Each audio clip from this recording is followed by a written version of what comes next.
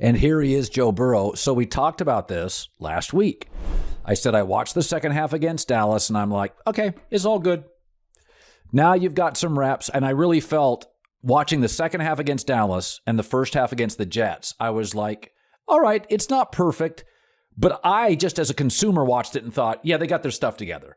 Did you feel like after Dallas and the week of practice, when you're sitting there in pregame, did you feel like, yeah, this is going to click? I feel like we're at a place we weren't 2 weeks ago. Yeah, we had great urgency throughout the entire week. Offensive line, I thought, played great. Interior of the pocket was unbelievably firm, allowed me to step up and get out of some sticky situations. And receivers played great, and we were playing on time, efficient the entire first half. Second half, we'd like to have some throws back and need to finish better. But, we finished the game with a 8-minute drive, ran the ball on every snap. And so that was a big physicality moment for us to prove that, hey, we can go out and do this. We can get 13 personnel and run it down your throat if we have to. And so that was a big stepping stone for us. It's weird. At this point in my career, I don't have disaster shows. So, everything's at least, B minus level, whatever. Your week is either win or fail. And that's how athletes look.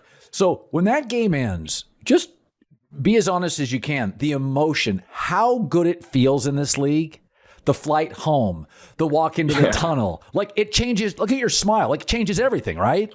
Changes everything. And we have a lot of carryover from last year, a lot of guys, but it's the 2022 Bengals. Last year was over, and so we were trying to get over that hump of that first win. First one's always the hardest. And so it was exciting in the locker room. Playing around home was fun. Obviously, still a lot of corrections to be made. Film was what it was, but when you get that win, food tastes better. You sleep better at night. Everybody's happier in the locker room. The ping pong games are more fun in the locker room. So winning just makes everything better. So we were talking about this in my kind of preamble, is that the media loves to put cameras around athletes, and then they don't like what they see. So Ken Dorsey freaks out. My takeaway was, well, that shit's been happening for 100 years. You just didn't have a camera in there. And Tom Brady's breaking iPads or whatever he's breaking. And I'm like, guys, when I go to work, it's not win or lose. So as I watched Dorsey, I thought, oh my God, I've sat next to coaching cubicles probably a half dozen times as a media person. And the language during the game, I can hear it through the walls. So you sometimes get on the headset. And I mean, does it happen like once or twice a Sunday, Joe? Or maybe it doesn't anymore for you, where a coach barks. A coach is up your ass. He's pissed off. Yeah, let's be honest. This is a very emotional game. There's a lot riding on each and every single game. Every game in the NFL counts. And at the end of the year, you can look back at one or two plays in a certain game where if it goes your way, you lose, and maybe you're in the playoffs. And so when coaches have these reactions and players have these reactions, you got to take a step back and understand how much work we put into each and every play every single week. And so when it doesn't go your way, emotions are going to run high. And that's just the way it is. We talked about it last week, how the nation is so polarized.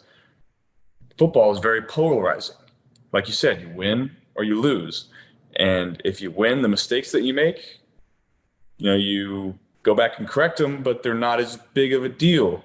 And then if you lose, you go back and look at these mistakes. So if I would have hit this one, we would have won. If he would have made this block, we would have won. If I would have checked this protection, we would have won.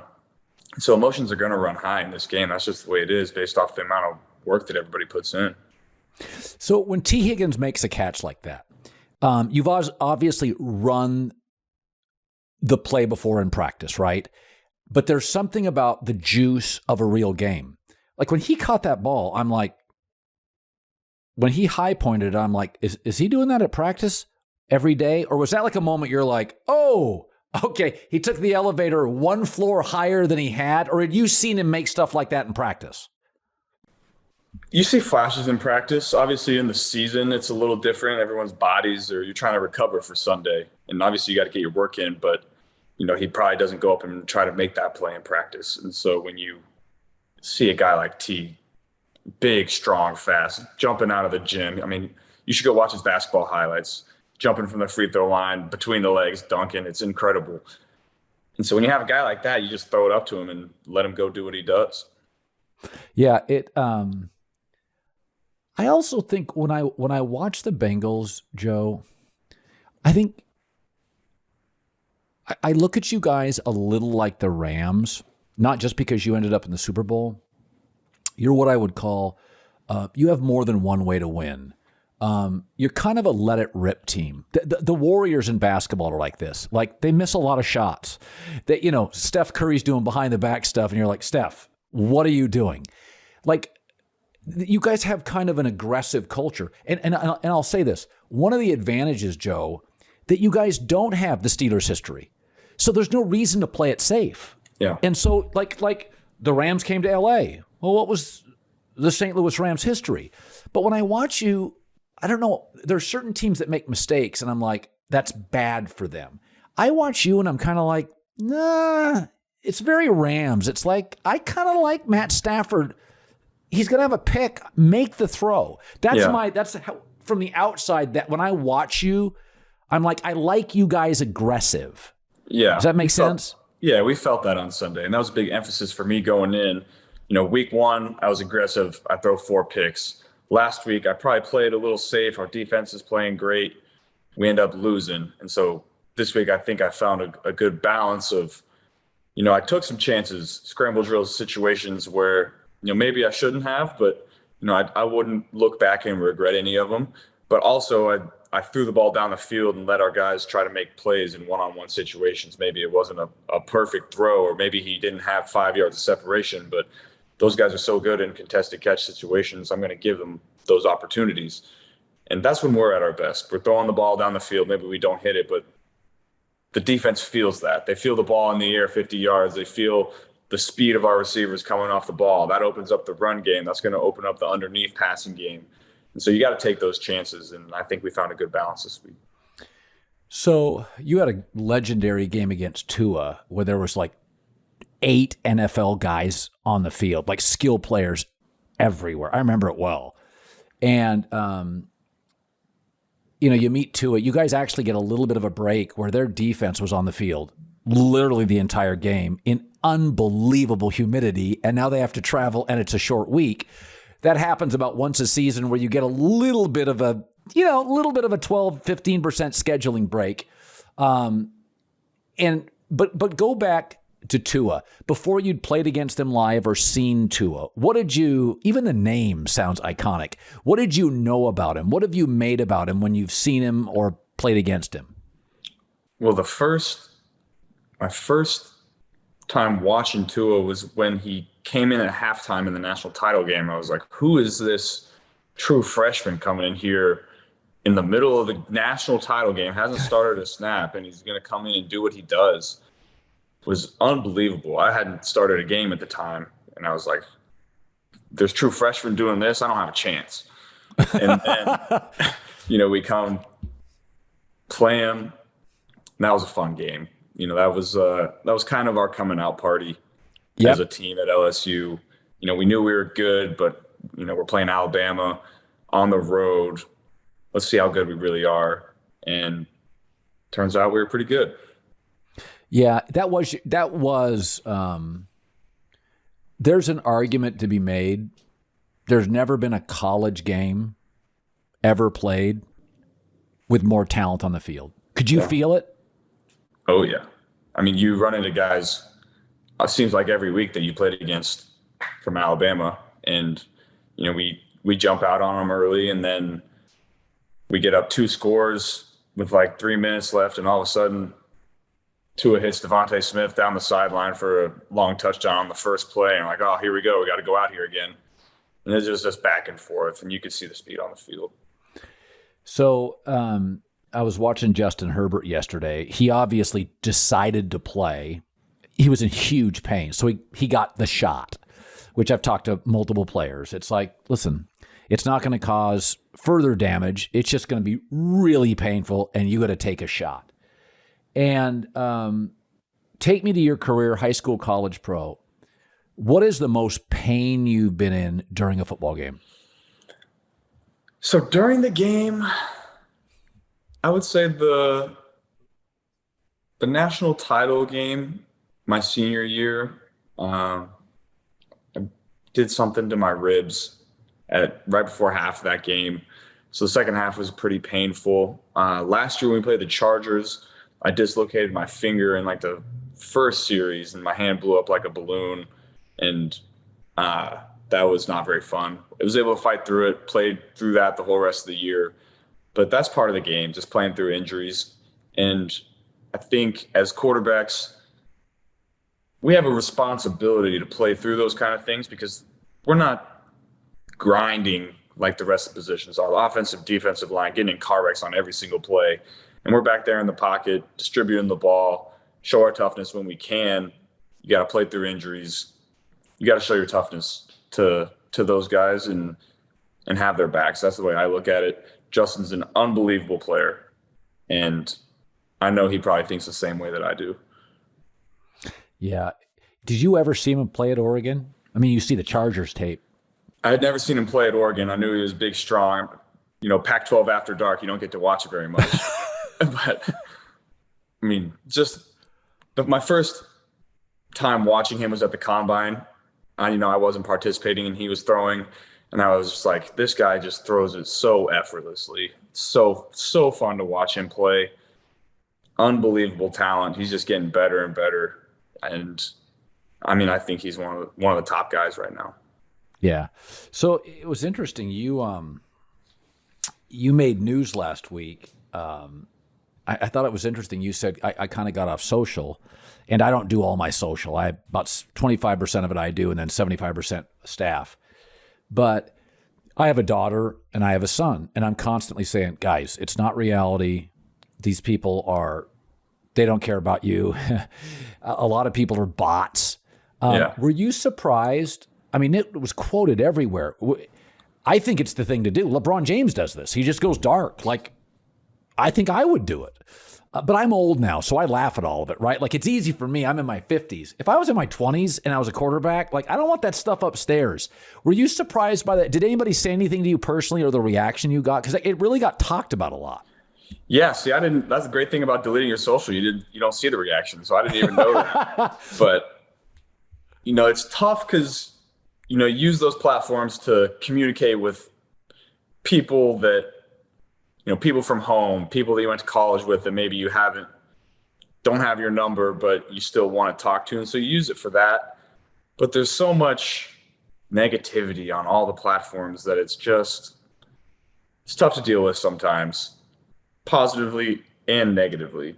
And so you want to, as quarterbacks, we got to maintain even keel through the whole game, the whole season. It's a marathon. You can't get too high and you can't get too low. And I think social media is a net negative for people in our position. It's funny. Years ago, I was at a steakhouse in Tampa, and Derek Jeter was there. It was spring training years and years ago. And he walked in with about 6 of his guys. And he had these guys he rolled with, a couple Yankees, couple just like high school buddies, college buddies, whatever. I don't think he went to college. No, he's Kalamazoo. He went to the minors. And so I remember reading a story about Derek, and Derek said, I try to stay around positive people because there's no room for negativity or cynicism because it gets into my head. And I remember somebody once asked Jeter, when you're in a slump, which you've had very few, what do you think about? And he said, all I just think about is hit the ball hard, be positive. And so you always hear the business axiom, like, don't surround yourself with yes men. And I'm like, I got to be honest. I don't like hanging out with disagreeable people. I agree with most of my friends, and they say nice things to me, and I say nice things to them. But as an Ohio guy, you want to keep it real. You want to be authentic. But stuff gets upstairs, man. I've gone to enough therapy in my life. Negativity is a drain. Like, what's the balance for you?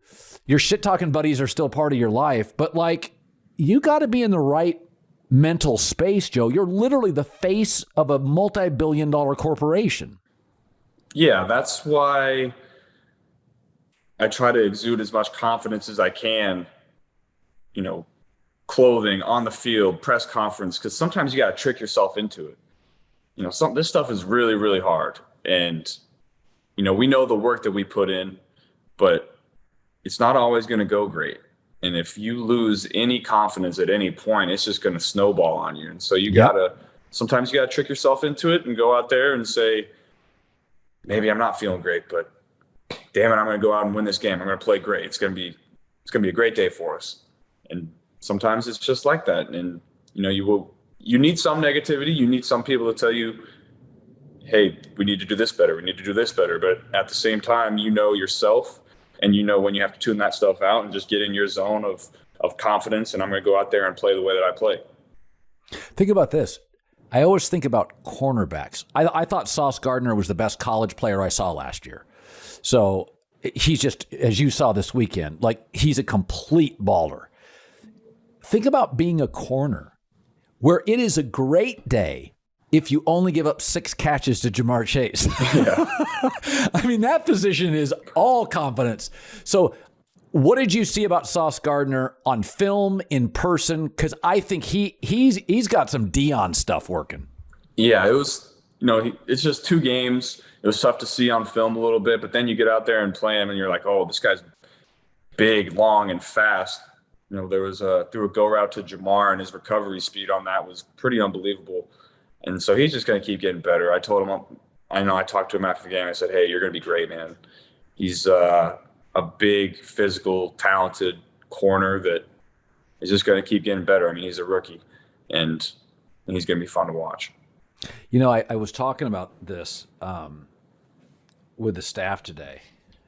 So not that you care, but the reason my show is called The Herd is because years ago, I worked out of college. I got a job with the minor league baseball team doing an inning of play-by-play and sales. So they hired me out of Eastern Washington University, and they let me do 1 inning of play-by-play, but I had to do sales all day long, which sucks. So the guy who ran the team could never remember he just cow. And so he just called me Herd. Herd. So years later, I get into radio, and I noticed that all the radio people that, Stern, Oprah, Imus, Seacrest, or whatever, everybody had one name. So I thought, Herd. So I went and looked at your nicknames, and you got to explain a couple. So so generationally, Joe Shiesty, what does that mean? Somebody had posted a video, some kind of highlight last year, and it just kind of took off. That was crazy. I mean, there's some people who just come up with all these out of the blue. People always ask me which ones are my favorite. I'm like, that's not for me to decide. That's for you guys to decide. You make the nicknames. I'm not calling myself that. I'm not running around calling myself Joe Shiesty, making a dinner reservation, Mr. Shiesty. Nobody's doing that. So I didn't know what shiesty means. Does it mean anything? I don't think it really does. I think it's just there's a rapper named Pooh Shiesty. Okay. Yeah. Maybe it's off of that. I don't know. Joe Burr. That one I think came after. I like to wear a little jewelry every now and then. And so maybe I had some diamonds on that day. I don't know. Some ice. Yeah, there you go. Thank you, Joe. Thank you. I literally got credibility on this entire podcast on knowing what ice means. I know one time Joy Taylor on my show, this was like 3 years ago, used lit. And I said, I'd like to use that in a conversation today. And the pathetic thing was, I must have used it 7 times that day. And my wife's like, you sound like such an idiot. And I'm like, you learn a word, I can't help myself. Yeah. So, for the record, I have one piece of jewelry. It's I got this in Italy. What is the line on cool and too much? What's your line? There's definitely a line, and you know it when you see it. It's hard to describe, but I would say 6 or 7 chains is probably too much. Okay. One or two. All right. Low key, subtle. I don't like to wear it if it's going to pop and it's going to, take away from the outfit that I'm wearing, but somebody notices it like, oh, that's cool. So There's definitely a line. So there was a moment. I really like Jimmy Garoppolo. I do. I think the media doesn't understand how hard this stuff is. So Garoppolo had they took the playbook from him because they wanted Trey Lance to play. Yeah. He didn't practice. He was off to the side. He had shoulder surgery. He didn't take a snap in preseason. He didn't play week 1. He didn't start week 2. And he opens up at Denver in that altitude against Randy Gregory, Bradley Chubb. It's like, come on. The kid admitted after the game, he's like, man, I'm just out of sorts. So he had a moment when he stepped out of the end zone, and I'm like, it's just like, man, the game's going. Fans have no idea what it's like to be in a stadium. But Dan Orlovsky was literally half the way through it, and that was kind of comedic. But has there ever been a moment for you? I mean, Jesus, Super Bowl, lights, AFC Championship. Have you ever sort of like looked at film a week later and thought, I kind of lose myself, the spacing? You get turned around in a sack. You get spun around. Because I looked at Garoppolo and I'm like, I'm surprised it doesn't happen like weekly in this league, especially when you're in the back. Hell, a punter kicked a ball into a guy's butt. Like, I get it. Have you ever lost yourself in a game? You know, I like to think my spatial awareness is one of my better qualities as a quarterback. I've definitely lost track of the clock. We had 2 delay games on Sunday. And what happens when you lose? Tell me what happens there. Well, you know, you're surveying the defense. They're giving you a different look. You're trying to get the protection sorted out. Maybe a receiver lined up in the wrong split, so you got to get that figured out. And then you look at the clock. There's 3 seconds left. There's no time to snap the ball. You're trying to get it snapped, but you're on the silent cadence. And so that's, you got to do – I mean, that's part of the job. You got to get everything organized. You got to know what everybody's doing. And so you got to get it all figured out. And then you got to get it all done in 40 seconds, sometimes 25. That's part of the job. I called a timeout when we didn't have a timeout in AAU basketball one time. It lost us the game. That was pretty devastating. Oh, brutal. Yeah. That's the first one that comes to mind there. That was tough. By the way, Brady didn't get a playoff this weekend. Caleb Williams at USC couldn't get a playoff. Again, I just don't think the audience has any idea. So you basically come out. The first thing you're looking at is where they're lined up. Then you have to call a protection. Yeah. You're playing with 24-year-old kids. Somebody's lined up wrong half the time. You already have the play. Does anybody talk to you during that sequence from the sideline? So the helmet cuts off at 15 seconds. You get the play, but sometimes you're trying to figure out if you want to challenge the play before. So maybe you have the play, but you're not breaking the huddle quite yet. So you don't know if you're going to run that play. And then all of a sudden it's down to 20 seconds and you can't get any more feedback from the coach. Sometimes the headset goes out. The headset went out in the playoff game against the Titans for a whole series. In the 2-minute, we didn't have a timeout to get to the sideline and change helmets. And so I had to call the whole series. Sometimes that's what being quarterback's about. It's about minimizing mistakes and just making it work when everything around you is going poorly. Yeah. Are you still ever fooled by a pre-snap movement? All the time. I mean, we had an unscouted look. I mean, when you're as explosive as we are on offense, you're going to get unscouted looks every single week. And so you get to the line and you're like, I've never seen this on film before. What in the world is this? And so you try to get through that play and try to find a completion or try to minimize that mistake. And then you go off to the sideline, look at the pictures, talk to the coaches about it, and then you're going to have an answer to it next time.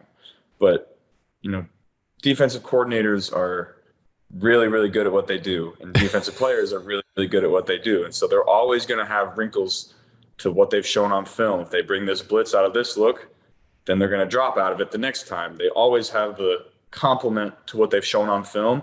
And then they always come in with 1 or 2 wrinkles that you haven't seen before that you have to handle on the fly. Did the Jets talk? Were they chatty? Are some teams chattier? Division games are usually a lot more chatty. Baltimore games, feels chatty to me. Baltimore's chatty. Pittsburgh is sometimes. The Browns are very chatty. So I don't think I've had any Usually non-division games aren't as intense and trash talking. Isn't that crazy? I've heard Peyton Manning told me 2 weeks ago, he goes, there's preseason speed, regular season speed, division game speed. And I'm like, really? He's like, oh, yeah. So a Ravens game is different. Yeah, you've just played them so much. You know all their looks. You know their calls. And so coming in, they're going to have a wrinkle for me that I'm not going to expect. And they might get you a couple times. And sometimes they know all your signals. So you got to come up with new signals that week because you've played them 6 times over the last 3 years. And they just have so much film on you. And you've played these same players 3 years straight. And so you have history with them. The division games have a different feeling. Do you like them more, though? I do. I always enjoy the ultra competitive parts of the game. And when you get sacked by the same guy that you got sacked by last year, and he got a couple words for you that gets your fire going, and that reminds you why you play the game. Because, throughout the week, all the media can kind of get overwhelming sometimes. And then you get out there and you're in your zone and the bullets are flying. You're like, oh, this is why I do it. This is why we put in all the work to come out here and make plays. And that's why you see everybody dancing and celebrating after touchdowns and sacks, because there's so much work that goes into it and it's so hard. And there's so much attention on every game. And you go out and make a play, you want to celebrate that. And so that's always exciting when you see guys excited to make a play and their teammates excited for them. All right, finally, let's circle back to the temper, the Brady, the Dorsey. I don't think I have a huge temper, and then like once a month there'll just be something that will, my kids will do something and I'll be like, oh my God, they've done this 10 times. Have you ever just lost it? Just come unglued with a coach and just a practice, a bad route? When's the last time you lost it? There were some intense conversations on the sideline against the Chiefs last year in the AFC Championship game. Do tell. Well, there was, sometimes you go to the line with 2 plays. You got to get to one based off the look. And they gave us a look that, was a little murky. And my decision was probably not the right one, but I felt it was at the time. And so, I'm going to try not to show it with my body language, but conversation got a little heated. That's the only time since I've been in the NFL that's happened. But, we got great coaches that understand it gets a little intense out there sometimes. So Zach got in your grill? Yeah, he'll get in there every now and then. I know he looks like he would. Honestly, some guys, I've heard Andy Reid barks, and he looks so jovial, but I've heard Andy can really. But I remember I had my best high school basketball coach. I like to be coached hard. I'd rather somebody just be authentic and ream me. So I tell my daughter this all the time, is if you're sad, be sad. So I know you're sad, you're authentic. Like, it's okay. Like, don't try to fool me, glass half full stuff. Like, I would rather have somebody, I've had bosses bark at me and it's like an hour later, I'm like, oh, just cleared the air. I'm not a passive aggressive guy, so I just don't have it in me. So I really there's parts of anger that I find fascinating. And I've been yelled at. The key is when you get yelled at is to get over yourself. Nobody's yelling at you because they want to. Like, they're yelling at you because they're pissed because you screwed up. So I'm not a grudge holder. You're probably not much of a grudge holder. No, not at all. I've got several things that I could have held a grudge for in the past, and we're all good now. But like I said, intensity is a part of the game. And so, we've got a great coaching staff that understands how to coach people. They're very calm in the moment, but sometimes it gets intense. And the players in the locker room understand that if a coach is yelling at you, he's not doing it because he thinks you're a bad person. He's doing it because you probably messed up, and he's going to come back. And when you make a great play, he's going to love on you and tell you how great you are. I think the best coaches know they know each player and how they can talk to them. Every single player, maybe you can yell at this guy and he's going to respond, but maybe this other guy, if you yell at him, he's going to shut down. He's not going to play as well. Right. And as a leader, as a quarterback, you have to understand that as well. Maybe this offensive lineman needs a little kick in the butt sometimes, and this other guy, you got to tell him how great he is and tell him it's okay if he makes a mistake. And that's part of being a coach as well as a quarterback. Joe Burrow, we're done. Congrats, buddy. Short week, Miami at home. Feels great. Smiles evident. Good seeing you. Yes, sir. You too.